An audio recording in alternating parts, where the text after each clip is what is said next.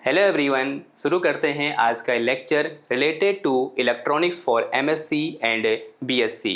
सबसे पहले ये डिस्कस कर लेते हैं कि आज के इस लेक्चर में हम क्या पढ़ने जा रहे हैं। जैसा कि आप सब लोग जानते हैं कि हमारा लेक्चर नंबर 28 है और आज के इस लेक्चर का हमारा टॉपिक क्या रहने वाला है। हमारा टॉपिक है LED यानी लाइट एमिटिंग डायोड। सबसे पहले हम ये जानेंगे कि लाइट एमिटिंग डायोड होता क्या है, उसके बाद हम इसकी वर्किंग और थ्योरी में क्या करेंगे, थोड़ा सा प्रकाश डालेंगे। फिर उसके बाद इसका सिंबल कैसा होता है, यानी हम लाइट एमिटिंग डायोड को सिंबॉलिकली किस तरह से दिखाते हैं वो यहाँ पर देखेंगे। और लास्ट हम यहाँ पर जो LED के एडवांटेज होते हैं उनको भी डिस्कस करेंगे। तो ये क्या है भाई, आज के इस लेक्चर का हमारा टॉपिक है। तो फटाफट से कॉपी पेन निकालो और हेड डालो क्या, लाइट एमिटिंग डायोड या LED। अब जैसे नाम से पता चल रहा है कि लाइट एमिटिंग डायोड यानी एक ऐसा डायोड होगा कि जैसे उस डायोड में करंट फ्लो करेगी तो वो डायोड क्या करेगा, कुछ लाइट इमिट करेगा और ऐसी लाइट इमिट करेगा जो हमें दिखेगी। और हमें कौन सी लाइट दिखती है, हमारे विजन के लिए कौन सी लाइट रिस्पॉन्सिबल होती है, दैट इज विजिबल लाइट, जिसको हम VVR भी बोलते हैं। यानी LED या बोलते हैं लाइट एमिटिंग डायोड एक ऐसा डायोड है जैसे हम उस डायोड को फॉरवर्ड बाइस करते हैं तो वो एक विजिबल लाइट क्या करता है, इमिट करता है। सिंपल सी बात है, उसे हमने क्या बोला है, लाइट एमिटिंग डायोड बोला है। तो एकदम थ्योरेटिकल लेक्चर होने वाला है। तो थ्योरी मैंने यहाँ पर लिखी हुई है, उसी लिखी हुई थ्योरी को आपको समझना है। तो कॉपी के ऊपर आपने हिंट डाली होगी क्या, लाइट इमिटिंग डायोड या LED। तो सबसे पहले क्या है, a light emitting diode is a diode that gives off visible light when forward bias. ध्यान देना है, जो लाइट इमिटिंग डायोड होता है वो कब काम करता है, जब उसमें बाइसिंग कैसी होती है, फॉरवर्ड बाइसिंग होती है। और जो लाइट वहां से इमिट होती है वो कौन सी लाइट होती है, विजिबल लाइट होती है। यानी वो रेड हो सकती है, वो ब्लू हो सकती है, वो येलो हो सकती है, ठीक है, इस तरह से। नाउ अब यहां पर एक बहुत इंपॉर्टेंट चीज है। जितने भी डायोड अभी तक हमने डिस्कस करे, हमने PN जंक्शन डायोड पढ़ा या फिर हमने जेनर डायोड पढ़ा, इन दोनों टाइप के डायोड में जो हमारे पास सेमीकंडक्टर था वो कौन सा यूज किया था हमने, या तो वो सिलिकॉन था या फिर वो क्या था, जर्मेनियम था। लेकिन लाइट एमिटिंग डायोड के केस में हम सिलिकॉन और जर्मेनियम का यूज नहीं करते हैं। हम एक तीसरे टाइप का जो सेमीकंडक्टर होता है उसका यूज करते हैं, जिसका नाम होता है गैलियम आर्सेनाइड। किसका यूज करते हैं, गैलियम आर्सेनाइड या फिर गैलियम सल्फाइड का भी कभी कभी हम यूज कर लेते हैं। तो यहीं पर मैंने लिखा हुआ है, क्या आपको नोट करना है, उसके नीचे लिखना है, light emitting diode are not made from silicon and germanium but are made from gallium arsenide या गैलियम सल्फाइड। ठीक है, अब ऐसा क्यों होता है हम आगे डिस्कस करेंगे, why we will see later, हम उसको बाद में देखेंगे। लेकिन फिलहाल के लिए हम मान रहे हैं कि हमारे पास क्या है, एक PN जंक्शन डायोड है और जिसका जो बेस मटेरियल है वो ना तो सिलिकॉन है और ना ही वो जर्मेनियम है, वो क्या है, गैलियम आर्सेनाइड है। तो वर्किंग सेम है, उसमें कोई चेंज नहीं होगा। वहां भी PN जंक्शन डायोड बनाएंगे तो वहां भी एक और होल होंगे, एक और क्या होंगे, फ्री इलेक्ट्रॉन्स होंगे। बस जो बेस होगा, जो मेन वहां पर कंपोनेंट होगा, मेन जो वहां पर हमारे पास क्या होगा, स्लाइड होगी जिस पर वो इंप्योरिटी हमने डाली होगी, वो सिलिकॉन और जर्मेनियम की ना होकर किसकी होगी, गैलियम आर्सेनाइड की होगी। ठीक है, तो अब डिस्कस कर लेते हैं क्या, इसकी वर्किंग। ओके, तो वर्किंग आपको ध्यान समझना है, बहुत ही सिंपल सी वर्किंग है। एक बार अगर ध्यान से आप समझ लोगे तो फिर आपको ज्यादा कठिनाई होने वाली नहीं है। तो मान लो ये मेरे पास क्या है भाई, एक PN जंक्शन डायोड है और ध्यान देना है, ये PN जंक्शन का जो बेस है, ये जो क्रिस्टल है, ये पूरा एक क्रिस्टल किसका बना हुआ है, गैलियम आर्सेनाइड का बना हुआ है।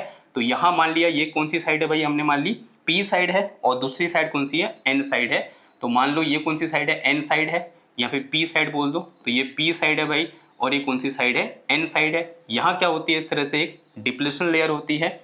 N साइड में जो मेजॉरिटी चार्ज कैरियर होते हैं वो क्या होते हैं भाई, इलेक्ट्रॉन्स होते हैं। तो ये मेरे पास क्या है भाई, यहाँ इलेक्ट्रॉन्स हैं जो कि मेजॉरिटी चार्ज कैरियर होंगे इस तरह से। ठीक है, और यहाँ क्या होते हैं भाई, मेजॉरिटी चार्ज कैरियर होल्स होते हैं। तो ये मैंने क्या बना दिए, यहाँ पर होल्स बना दिए। क्या यहाँ इलेक्ट्रॉन्स भी होंगे, हाँ होंगे, जो कि कैसे होंगे, माइनॉरिटी चार्ज कैरियर होंगे। तो ये माइनॉरिटी चार्ज कैरियर का इलेक्ट्रॉन है और यहाँ क्या है भाई, होल्स हैं। और इसे हम क्या बोलते हैं, इसे हमने बोला है क्या, डिप्लेशन लेयर। इसे हम क्या बोलते हैं, डिप्लेशन लेयर बोलते हैं। और इस डिप्लेशन लेयर में एन साइड की ओर क्या होता है हमारे पास, एन साइड की ओर हमारे पास होते हैं क्या, नेगेटिव आयंस या बोल सकते हैं एक्सेप्टर आयंस, जिन्होंने एक इलेक्ट्रॉन को एक्सेप्ट किया होता है। और यहाँ क्या होते हैं भाई हमारे पास डोनर आयन होते हैं, जिन्होंने एक इलेक्ट्रॉन को इस तरह से डोनेट किया होता है। ठीक है, तो इस तरह से यहाँ मेरे पास क्या बनता है, एक बैरियर पोटेंशियल बनता है या पी एन जंक्शन डायोड बनता है। अब जैसे मैं इस पी एन जंक्शन डायोड को क्या करूंगा, फॉरवर्ड बाइस करूंगा। तो मैंने क्या किया, इसको फॉरवर्ड बाइस किया, यानी पी को पॉजिटिव से और एन को नेगेटिव से क्या किया, इस तरह से कनेक्ट किया। और मैं ये बोल रहा हूं कि भाई ये जो बैरियर पोटेंशियल है वो किसके बराबर है, Vd के बराबर है। और ये मेरे पास अप्लाइड वोल्टेज है, और यहाँ पर जो अप्लाइड वोल्टेज है वो ग्रेटर देन क्या है, Vd के बराबर है। ठीक है, तो इसका मतलब यहाँ पर करंट क्या करेगी, इजीली फ्लो करेगी। अब जैसे यहाँ करंट फ्लो करेगी, होगा क्या, ये जो इलेक्ट्रॉन है, कौन से वाले, जो एन साइड वाले इलेक्ट्रॉन हैं, वो कहाँ की ओर आएंगे भाई, इधर की ओर आएंगे और इन होल्स में जंप करेंगे। यहाँ से ये एन साइड के इलेक्ट्रॉन आए और होल में क्या किए, जंप किए।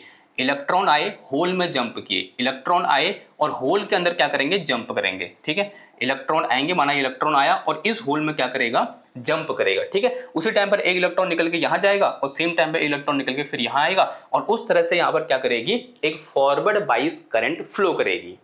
अब यहाँ पर करंट फ्लो कर रही है, उससे मेरा कोई मतलब नहीं है, मुझे मतलब है इससे कि यहाँ पर जो मेरे पास क्या हो रहा है, इन इलेक्ट्रॉन का इस होल में क्या हो रहा है, इस तरह से मिलना हो रहा है। मुझे इस चीज से मतलब है कि यहाँ पर जो कॉम्बिनेशन बन रहा है ना, ये होल था, ये होल क्या चाहता है, एक इलेक्ट्रॉन इसके पास आए तो यहाँ से इलेक्ट्रॉन जंप करेगा कहाँ, होल के अंदर। अब ये जो जंप करना है इलेक्ट्रॉन का, ये हमारे लिए क्या है, बहुत जरूरी है, वो इसको समझना बहुत जरूरी है।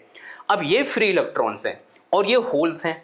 अब याद करो लेक्चर नंबर 2 या लेक्चर नंबर 3, जहां पर हमने बैंड थ्योरी ऑफ सेमीकंडक्टर पढ़ा था, हमने वहां पर डिस्कस किया था कि भाई दो बैंड होते हैं, एक होता है क्या, बैलेंस बैंड, और एक होता है क्या, कंडक्शन बैंड।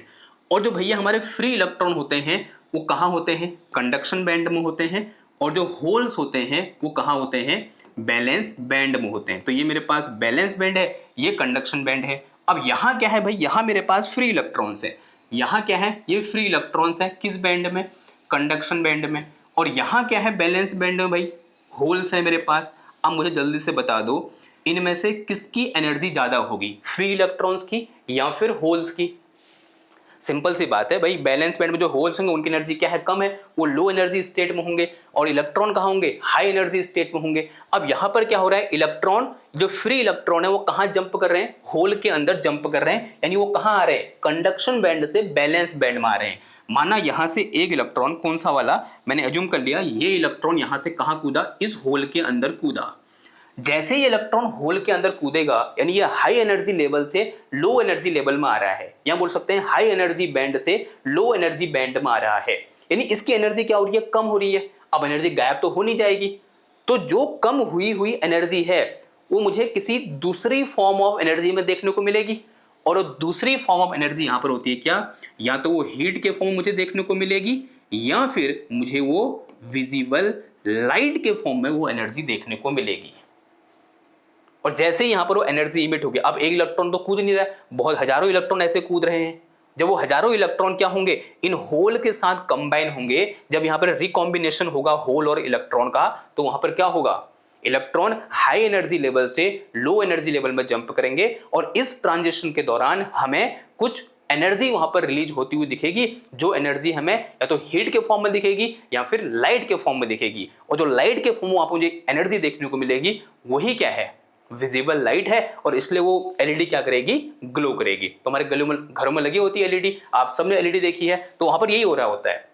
जैसे आप उसको फॉरवर्ड बायस करते हो, फॉरवर्ड बायस करते ही वहां पर इलेक्ट्रॉन और होल का रिकॉम्बिनेशन होता है, और रिकॉम्बिनेशन होने के दौरान वहां पर क्या हो रहा है, जो इलेक्ट्रॉन है हाई एनर्जी लेवल से लो एनर्जी लेवल में जंप कर रहे हैं, या हाई एनर्जी बैंड से लो एनर्जी बैंड में जंप कर रहे हैं, और उस दौरान वहां पर एनर्जी क्या हो रही है, इमिट हो रही है। और जो इमिट हुई एनर्जी किस फॉर्म मुझे देखने को मिल रही है, लाइट के फॉर्म में। अगर मैं और अच्छी भाषा में बोलूं तो फोटोन के फॉर्म में मुझे वहां पर एनर्जी देखने को मिलेगी। ठीक है, बिकॉज लाइट क्या है, पार्टिकल भी है और वेव भी है, और जो पार्टिकल है उसका नाम क्या है, फोटोन है। तो यहां मुझे एक पर्टिकुलर वेवलेंथ का फोटोन देखने को मिलेगा, और वो क्या हो सकता है, रेड भी हो सकता है, ब्लू भी हो सकता है, डिपेंडिंग अपॉन कि भाई ये एनर्जी गैप कितना हो। क्या होता है मेरे पास, E = H न्यू होता है ना, E = H न्यू, ये फॉर्मूला होता है। Planck's theory. अब उसकी फ्रीक्वेंसी कितनी है यानी उसकी वेवलेंथ कितनी है वो डिपेंड करेगा कि ये एनर्जी गैप कितना है। ठीक है, बात आई समझ में। और यही जो लाइट है निकल रही है तो इसका मतलब ये कैसा डायोड बन गया, एक लाइट एमिटिंग डायोड बन गया। तो ये क्या बन गया, एक एलईडी बन गई भाई। तो दिस इज अवर एलईडी और we can say light emitting diode. अब जो वर्किंग मैंने आपको यहाँ पर समझाई है वही मैंने यहाँ पर आपके लिए लिख भी दी है, थोड़ा सा आपके लिए आसानी हो जाएगी। तो क्या बोल रहा है, वर्किंग और theory of light emitting diode. When a light emitting diode is forward bias, the electrons from the n-type material crosses the p-n junction and recombine with the hole in the p-type material. When recombination take place, the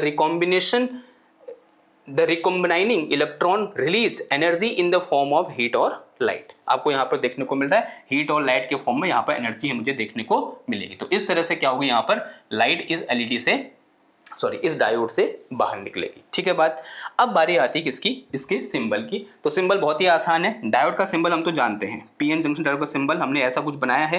ये forward bias तो ये positive में होगा, ये कहाँ होगा, negative में होगा। अब मुझे लाइट दिखानी है तो यहाँ पर ऐसे दो एरो बना दूँ, या तो इधर को देखेंगे किसी बुक में एरो, और किसी बुक में एरो का डायरेक्शन क्या हो जाती है, चेंज हो जाती है, उससे कोई फर्क नहीं पड़ेगा।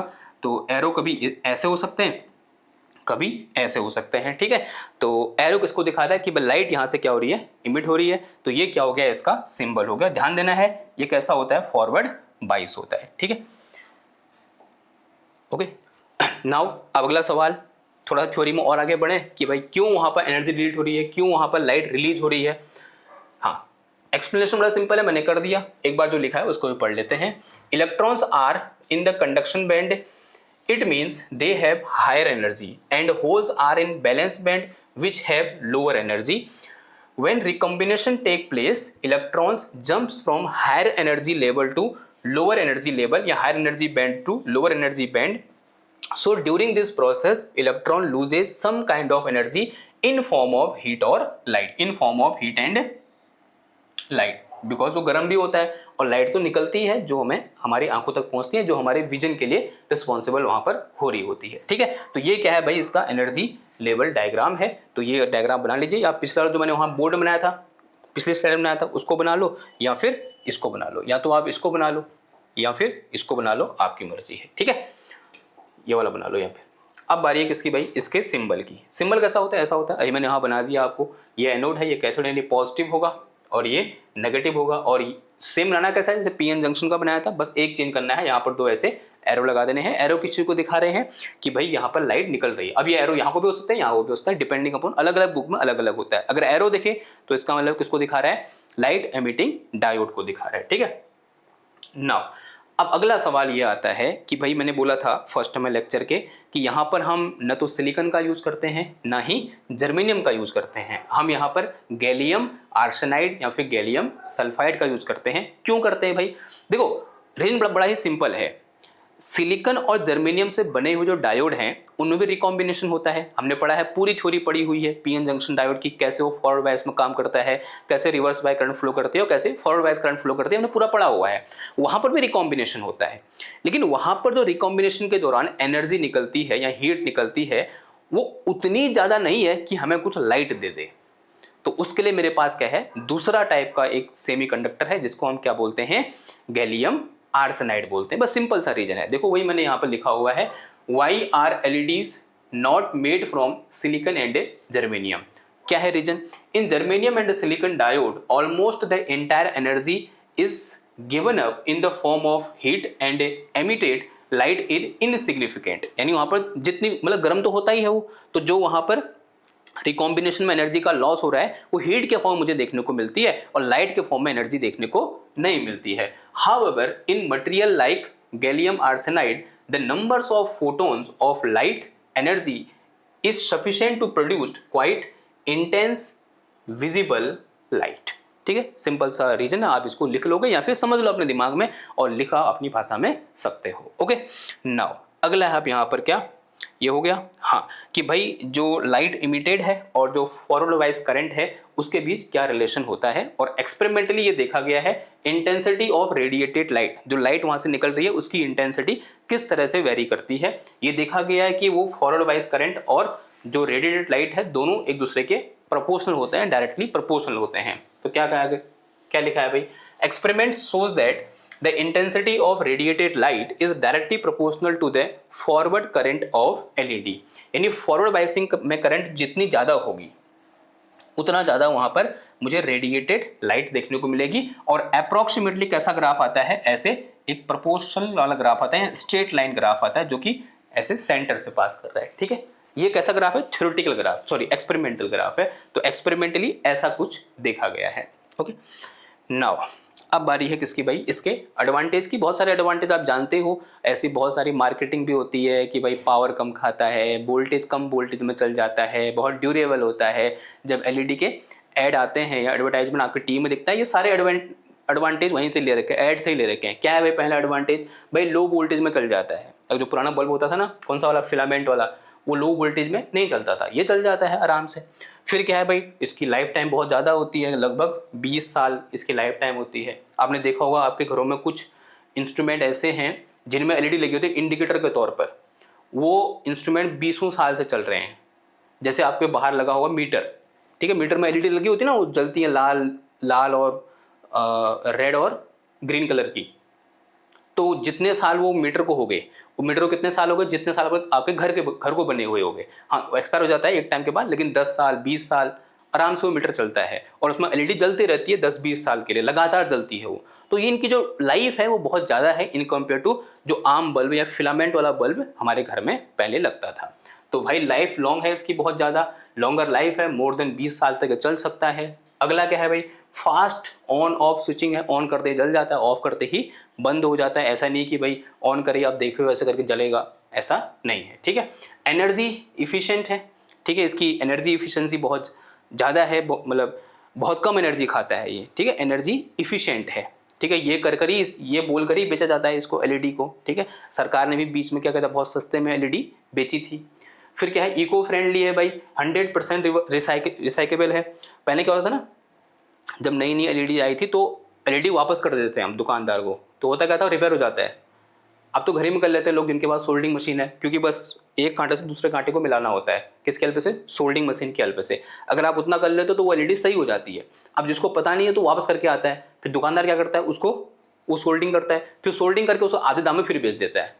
ऐसा हमने बहुत बार, लेकिन उसमें फिर वो वारंटी गारंटी नहीं लिखेगा। आपने देखा होगा कभी एलईडी में कि वारंटी देते हैं या गारंटी भी देते हैं कि भाई खराब हो गया 2 साल के अंदर तो वापस लाओ।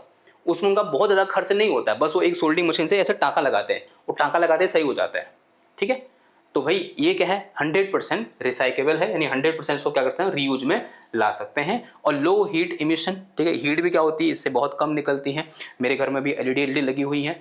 अगर मैं यहाँ पर वो वाले बल्ब लगा दूँ, 1 2 3 4 5 6 7 8 9 10 10 यहाँ पर ऐसे ट्यूबलाइट लगी है ऐसे करके, उनमें भी एलईडी होती है। अगर मैं 10 वाले बल्ब लगा देता, कौन से वाले, जो पहले फिलामेंट वाले, तो अभी तक तो इस गर्मी में, इस अगस्त के महीने मेरा तो हालत ख़राब हो जाती। लेकिन इनसे क्या हो रही, हीट बहुत ही कम निकल रही है, तो इनकी जो हीट इमिशन होता है इनसे बहुत कम होता है। ये भी क्या है, इसका एक फ़ायदा है। तो ये क्या था भाई, आज का हमारा लेक्चर था related to LED. I hope आपको समझ में आया होगा, और अगर समझ में आया है तो इसको लाइक करो, शेयर करो, सब्सक्राइब करो। मैं मिलता हूँ आपसे नेक्स्ट क्लास में। ठीक है, तो ये तो क्या हो गया, एलईडी होगी। अब हम आगे फोटो डायोड पढ़ेंगे, और फिर उसके बाद बच्चे एक आध कमेंट कर रहे थे कि ट्रांजिस्टर कब स्टार्ट होगा, उसके बाद हम ट्रांजिस्टर स्टार्ट कर देंगे। ठीक है, तो मैं मिलता हूँ आपसे नेक्स्ट क्लास में एक और नए टॉपिक के साथ। तब तक थैंक यू, धन्यवाद, बाय बाय।